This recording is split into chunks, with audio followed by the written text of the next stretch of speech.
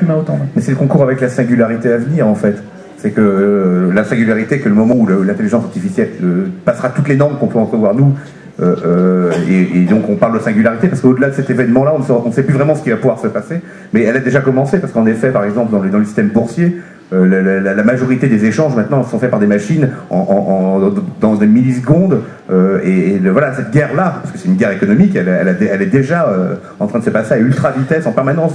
Pendant qu'on parle, là, il y a eu des milliards qui ont fait des allers-retours entre des pays, des bourses, etc. Et de manière totalement automatisée. Hein, mais je trouve que l'évolution de la finance ressemble à celle de la guerre, enfin des recherches de l'armée, en fait. On a parfois l'impression que certains conflits de demain pourraient se déclencher et être finis une seconde après. C'est-à-dire qu'il y a quelqu'un qui dira stop, j'ai déjà perdu assez de mes capacités, de mon réseau électrique, de tout ça, quoi. Ça a été écrit. Ça a été écrit par Serge Lehmann, par Roland Wagner, avec Les personnes n'est venue. Ça a été écrit, la guerre qui dure même pas une seconde, en fait. La fameuse grande guerre avec les Russes, aujourd'hui, ça sera sans doute qui sera la plus courte, parce que personne ne voudra aller à la définitive, qui serait l'anéantissement total. Donc à un moment, il y en a un qui dira stop, j'ai assez perdu, vous avez gagné, quoi. Et comment on négocie la sortie de ce conflit. Finalement, les guerres longues, ça va être les guerres avec les rébellions, avec les tout petits groupes. Les guerres asymétriques vont être longues et les guerres symétriques vont être courtes. Alors je propose la création d'une énorme station spatiale orbitale avec un rayon de la mort. Ouais, on va les mater, ces salauds. Circulaire. Hein. Tout à l'heure, quand on parlait du DARPA qui lit tous les romans de SF pour voir ce qu'il pourrait bien trouver, je pensais évidemment à mon cas, et je me disais, bon, ils l'ont lu, hein, c'est inévitable, ça a été publié chez Marvel, ils n'ont pas pu passer à côté, et je me disais, il y a un gars qui a dû se dire, sérieusement, bon, le coup du wormhole pour couper la Terre en deux, ça marche ou pas? Puis qu'il y a une équipe qui a fait le calcul que moi j'ai fait faire à quelques copains scientifiques, bon, si on passe un truc au milieu, est-ce que ça se décolle? Est-ce que les deux parties vont se séparer? Parce que c'est pas gagné, parce que finalement... Et puis ah bah oui, ils ont dû trouver la solution, etc. Puis à un moment, il y a un gars qui a fait, les gars, on n'a pas le wormhole, on va peut-être arrêter de calculer, quoi. Mais je crains que des gens aient pensé, en effet, à aller jusqu'au bout de cette idée-là. On se demande qui pourrait gagner à se couper la Terre en deux en même temps, sauf si on doit aller couper les planètes des envahisseurs. Alors là, c'est sympa. Bertrand, l'Uchronie peut être quelque part une arme, voire une arme de propagande. Je pense entre autres à Rêve de Flair de Norman Spinrad, qui pendant longtemps a été vendu sans sa couverture et sans son introduction dans des officines d'extrême droite. Oui, ça de toute façon, Roland C. Wagner avait trouvé une super formule pour définir le roman, donc je vais la lui piquer. C'est une uchronie qui tient en une page. Quand vous ouvrez, vous avez de la couverture, Rêve de Flair, Norman Spinrad. Vous ouvrez, là, vous avez une nouvelle présentation, Le Seigneur du Svastika de Hitler. Bon ben voilà, tout est dit. Vous avez même pas besoin de lire les 300 pages. Je crois que dans ce cas-là, vous rateriez un truc. Faut savoir que les nazillons, tout comme pas mal d'autres espèces, peuvent lire de la SF. Non, retiendront certainement pas la même chose que le public ici présent ou les gens autour de moi, mais ils ont tout à fait le droit de lire de la SF. Et si on va même un peu plus loin, ça c'est un sujet à débat, j'allais dire, entre les quelques spécialistes de l'Uchronie qu'on a. Il existe des uchronies négationnistes.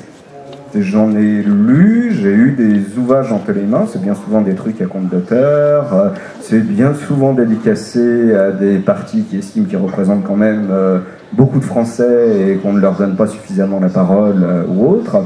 Ça met en scène le fait que nous n'avons absolument pas compris que le maréchal Pétain nous a tous sauvés, qu'Adolf Hitler, en plus d'être un bon artiste, était un homme fondamentalement bon pour les 3/4 de l'humanité. D'ailleurs, il était végétarien. Alors ça c'est marrant, mais c'est une légende urbaine que je retrouve souvent. En fait, Hitler avait une prescription au niveau de son médecin qui l'obligeait à ralentir au niveau de la consommation de viande. Donc il traitait tous les gens qui bouffaient avec lui. Alors déjà, il fallait s'imaginer scoltiner des repas de 3 heures où il pérorait sur quasiment tout, et où le reste de la table devait se taire et, j'allais dire, faire ya devant les idées géniales forcément du Führer. Mais il mangeait de la viande. Non, on n'en parle pas, bon, j'imagine qu'il n'y a même pas de photos, mais par contre, les autres, oui, c'était des charognards, à peine dignes de venir partager sa table. Mais oui, ça, là, en matière de propagande, on la voit, c'est un peu traité dans certaines uchronies. Il y a le Gun of the South d'Harry Turtledove, qui n'est jamais paru chez nous, où en couverture, vous y avez Robert Lee sur une peinture en train de tenir un AK-47.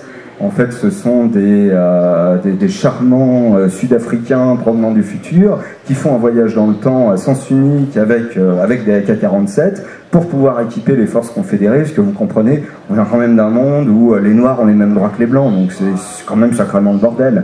Et tout ce que lui va retenir, c'est tiens, on est en 64, je suis dans la panade militaire, je vais récupérer la technologie, et puis après, qu'est-ce qu'il fait? Il met fin à l'esclavage. Ou quand on y regarde aussi toutes les victoires nazies. J'en lisais encore une il n'y a pas longtemps. Il y a cette option-là. De manière anecdotique, Dean Ray Koontz l'avait traité dans un de ses romans, Le Temps paralysé, où en fait on tombe sur un voyageur temporel qui essaye de modifier l'histoire d'une jeune femme à qui il arrive des trucs absolument ignobles de son enfance à son âge adulte. Et en plein milieu du roman, on apprend que le type, en fait, ne vient pas de l'an 30 000 après JC ou autre, mais provient de 1943 d'Allemagne nazie, que les nazis ont créé, en fait, sur la fin de la guerre, une technologie leur permettant de faire des bons dans le temps, et qu'en fait, ils essayent de ramener une technologie leur permettant de gagner. Donc il y a droit à des passages assez fulgurants, on voit un officier SS en est dans le passé, en train de manier un Uzi et de se dire l'arme est parfaite, le seul problème c'est qu'elle a été créée par des juifs, donc il faudra qu'on remodifie l'histoire pour que ça soit nous qui le fassions. Donc voilà, je dirais le nazi ne pourra jamais s'empêcher de penser en nazi quoi qu'il arrive. J'ai cru pendant quelques temps que c'était un moyen de se réfugier, une sorte de Brésil du futur, comme ils avaient dit, oui, Argentine, pardon, oui, voilà.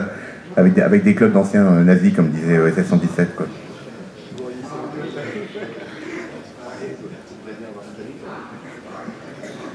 Emmanuel, vous souhaitiez aussi parler de temps quantique, le temps des ordinateurs, le temps des IA.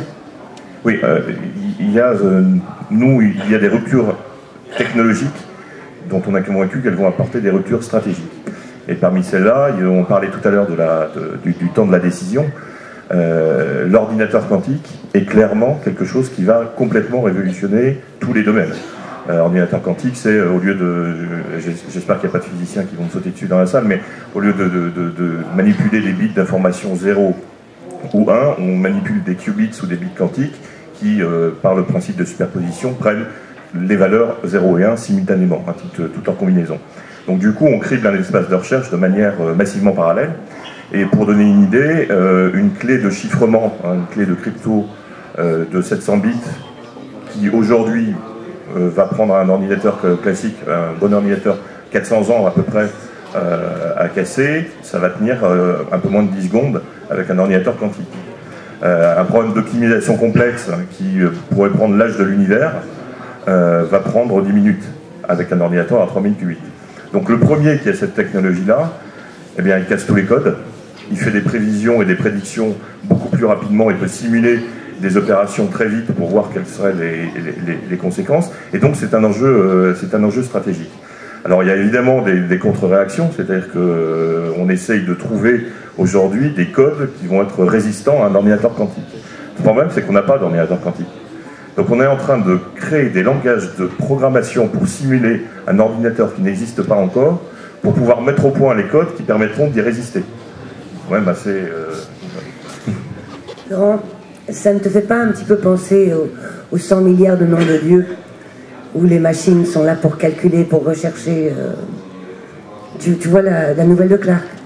Oui, bah, c'est exactement ça, ouais. Sauf que lui, il y avait une ironie, c'était vraiment une boutade, quoi, dans son texte.